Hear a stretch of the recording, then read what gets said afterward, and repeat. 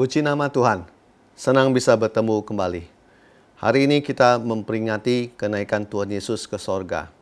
Dan saya teringat ada sebuah firman di Kisah Para Rasul pasal 1 ayat 8 sampai dengan 9. Tetapi kamu akan menerima kuasa kalau Roh Kudus turun ke atas kamu, dan kamu akan menjadi saksiku di Yerusalem dan di seluruh Yudea dan Samaria dan sampai ke ujung bumi. Sesudah ia mengatakan demikian, terangkatlah ia disaksikan oleh mereka, dan awan menutupnya dari pandangan mereka. Puji Tuhan.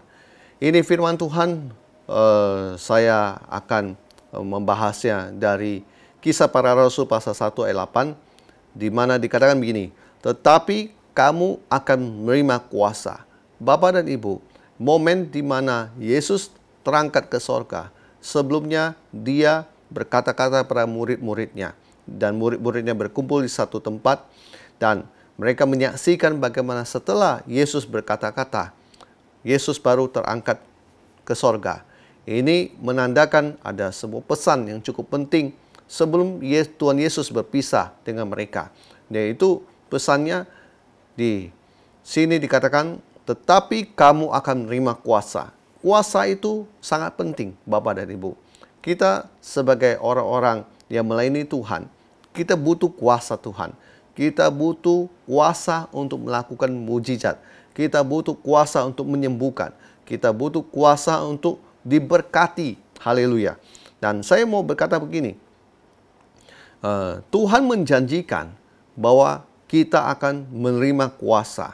Dan kita kalau sudah tahu hal ini, maka kita harus percaya dan kita harus terbuka supaya kita bisa menerima kuasa. Ada begitu banyak orang tidak menerima kuasa karena dia tidak percaya, karena dia tidak tahu. Maka daripada itu, dia harus tahu dan dia harus mengerti bahwa itu sudah dijanjikan oleh Tuhan, bahwa setiap orang percaya pada dia akan menerima kuasa. Yang berikut, yang kedua, begini.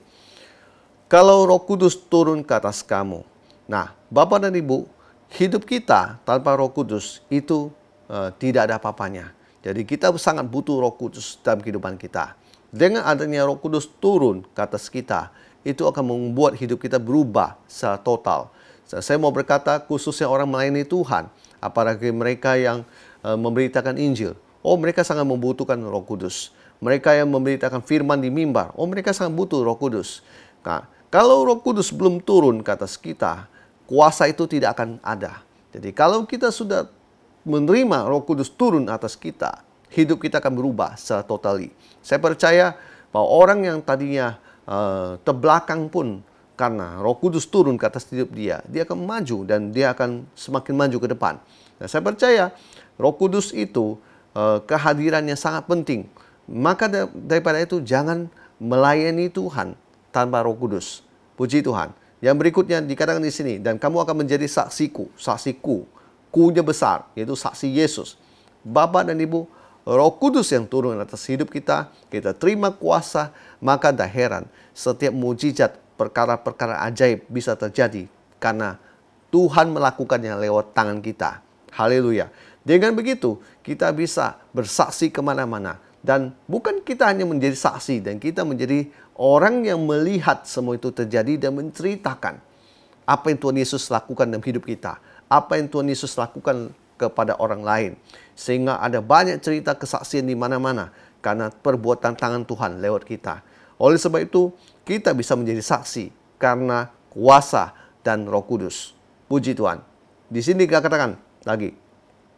Yang keempat, di Yerusalem dan di seluruh Yudea dan Samaria dan sampai ke ujung bumi.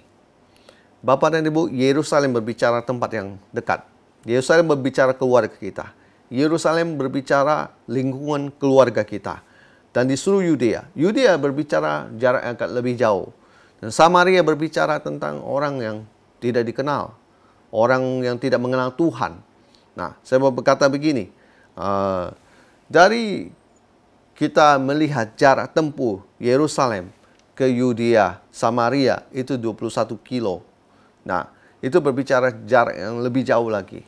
Nah, kita bisa menjadi saksi dimulai dari keluarga kita, di mana mereka yang mengenal kita, bagaimana mereka melihat bahwa kuasa Tuhan mengubah hidup kita, dan keluarga semua menyaksikan itu. Mungkin yang dulu pemabuk, peminum, dan sebagainya, bisa berubah karena Tuhan.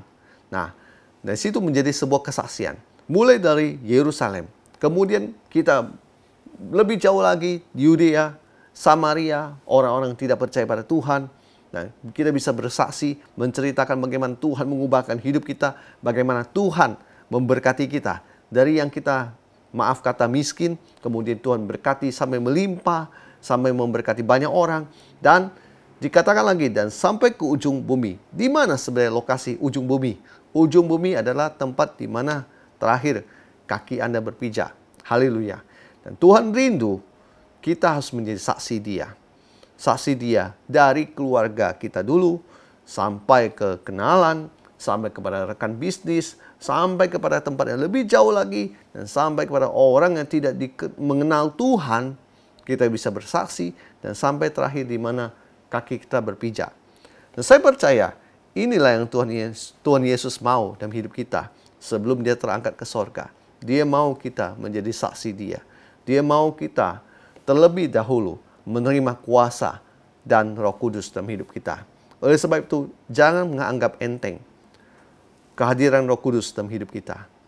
Kehadiran Roh Kudus dalam hidup kita bisa membawa sebuah dampak yang sangat luar biasa. Mengubahkan seorang yang biasa-biasa menjadi luar biasa.